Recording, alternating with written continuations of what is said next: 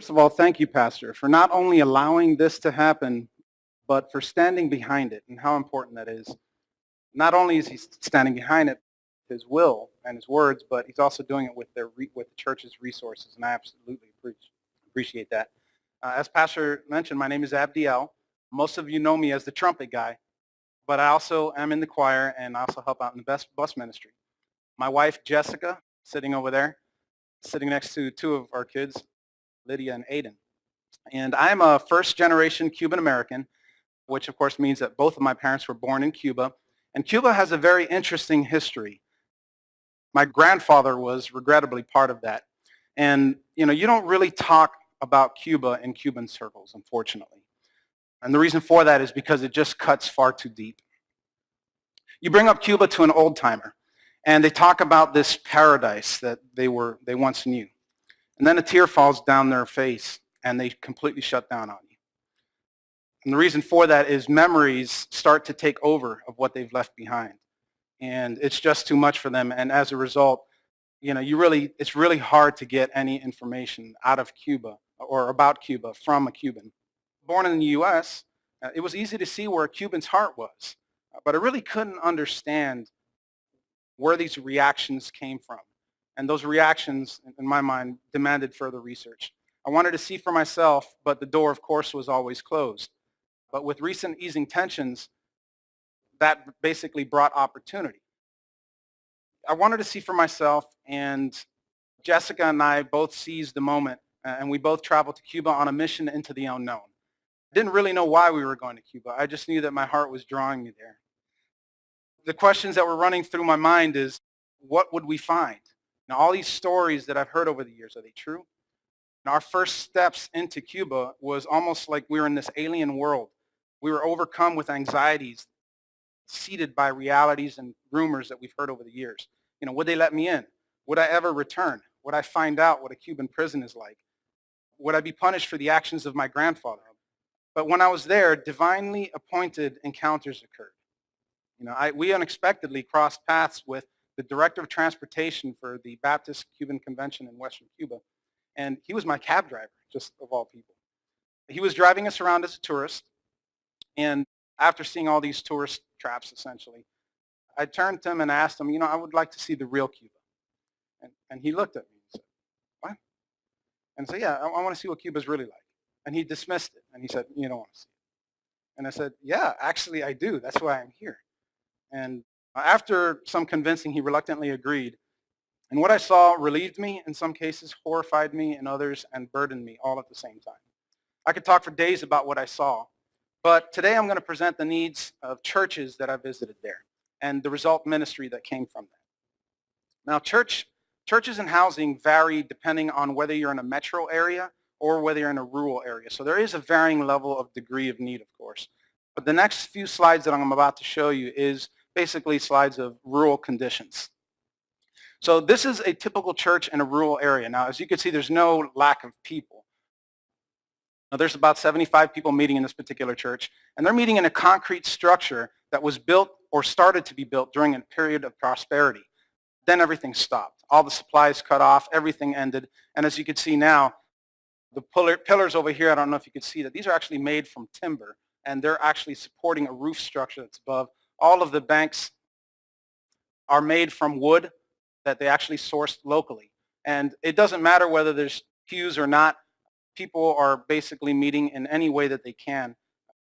And as you can see, everything in Cuba is dying, and Cubans are doing everything they can to keep things going.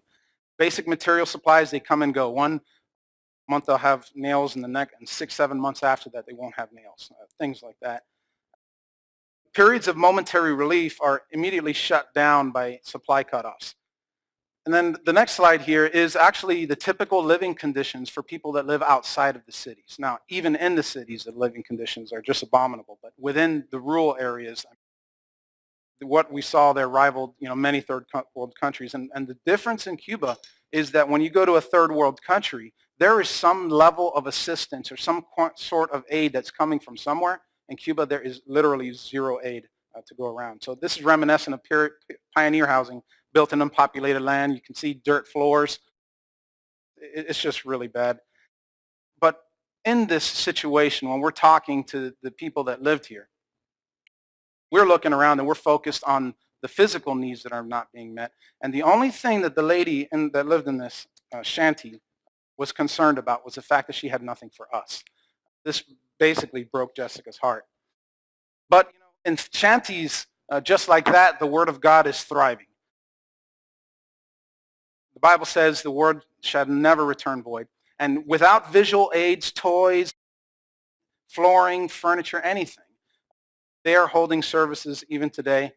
And as you can see, there's no lack of attention. Maybe with that one girl right there that's not paying attention at the moment. But all eyes are locked on what is going on there.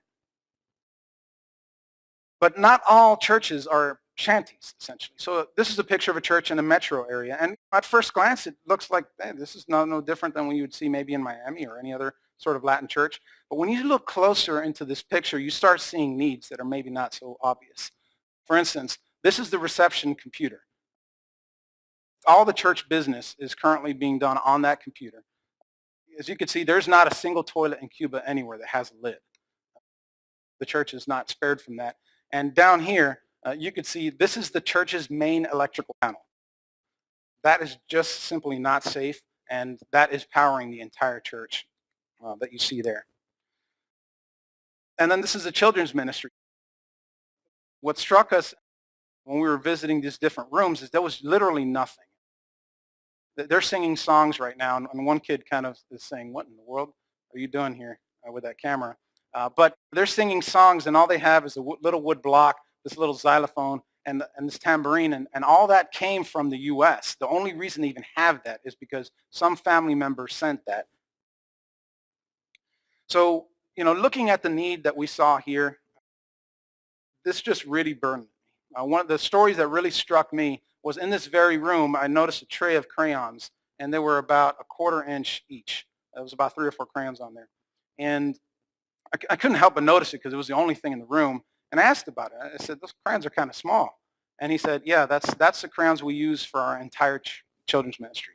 What they do is they take a piece of paper and they draw a little tic-tac-toe sign on it. And the kids are basically said, hey, you can have that little square, and they use those little crayons. And that's basically the extent of the children's ministry as far as things that they have to help them do those things. So those things, not even having crayons, I just looked at that, the horror of that, and I couldn't imagine just our church dealing with those kind of resources. And that really put a burden on me, and I said, you know what, these people need some sort of help. And I'm not saying we need to send them financial help, but they need the basic supplies to just perform normal services. And that's basically where Disciples for Cuba came from. It was literally born off of that need. So what we did is we did a test run, and based off of the immediate needs that we saw while we were there, we filled up a box with all these different church essentials and then sent it to test the network. And as you could see, it arrived. And here we can see this girl is reading a children's book for the very first time. There's no children's books in Cuba at all. And then over here we have a guy in a clown suit. They're not scared of clowns. The clowns are bright colors, and in a world of desolation, that attracts the kids, which was I found interesting. And then over here, as you can see, everybody's got a crayon. And you see this little girl. This is an unprompted photo. They just took a picture of that raw moment, and that girl with that little smile on there just really says it all. So essentially, why I'm here today is because I saw the need and I'm burdened for it. And I'm not asking the church to be burdened for this as well, but I am asking for your help because this Church Baptist Convention that we're now associated with, they have 2,136 churches operating under this convention, and they're all operating in the same manner. That church that I showed you there was the church of the president of the convention, Baptist Convention. And that's about the best it can get. So the Disciples for Cuba is essentially a ministry that is going to, in bulk, supply the churches in Cuba. This is not a little help here and a little help there. We're creating a whole logistical operation to send full containers of bulk church supplies directly to Cubans in Cuba. Once they reach Cuba, we already have a distribution network that is going to take these supplies and it's going to distribute to churches throughout the island according to the need. I've met of various people that my spirit just said, this is the person you need to work with. And I basically would trust them with everything at this point. So what we have is we have our website, and what the website is going to serve as a hub for everything. Essentially, one of the things, the biggest difficulties is actually figuring out what the needs are. So within the website, the pastors in Cuba can actually they do have certain areas have internet access right now. So they can actually put in supply requests through our website, and we'll receive them, and that way we'll know exactly what we need to send. So now, what can you do to help, right? Well, first of all, you can go to disciplesforcuba.org. There's not enough time for me to tell you everything that I saw and everything that needs to be done there. But when you go to disciplesforcuba.org, there's a lot of information there that I think you'll find enlightening. And you can also follow us on Facebook. I believe that there is hundreds and hundreds and hundreds of ministries that over the years have been trying to send stuff into Cuba, and they simply cannot do it. The only way to get materials into Cuba at this point is to send it with a Cuban national through an airline. And of course, you cannot do any like that in bulk. So I've already spoke to several organizations that once they found out about this ministry, they're signing up and they actually want to be a part of this because getting a container into Cuba with religious materials has basically been an impossible task for most people. And we've been able to already set up the network and get everything going for that. The next thing you could do is donate. So shipping containers is a very expensive business. I've already basically decided that, whether there's donations or not, this is going to happen. But of course, this is a significant cost. Each container costs, we're estimating at this point, to cost about $6,500 per container. And we cannot send religious materials and other items mixed in together. So unfortunately, we are forced to send two different containers for these two different types of help. And those are empty containers. That we still got to fill them up with things. It is somewhat of an expensive ministry, and I recognize that. But another way, if you cannot donate, you can also volunteer. This is a significant logistical operation. We're going to have to be accepting donations from people. We're going to have to be categorizing it, filling up the container. Cuba, it has very, very tight, specific laws on how they want things done. You can't just send anything to Cuba. You have to do everything according to the dot and letter of their law. So we have to make sure that we comply with all those laws. And this is not just something that one person can do on their own. So if you're interested in helping and if you want to volunteer, we can absolutely use your help. And then also another thing you can do is if you have any friends of nearby churches, talk to them about this ministry. There's many churches have piles and piles and piles of unused AV equipment and other things that basically is just sitting there collecting dust. We can encourage churches to donate that equipment. We'll put that equipment back into some godly use.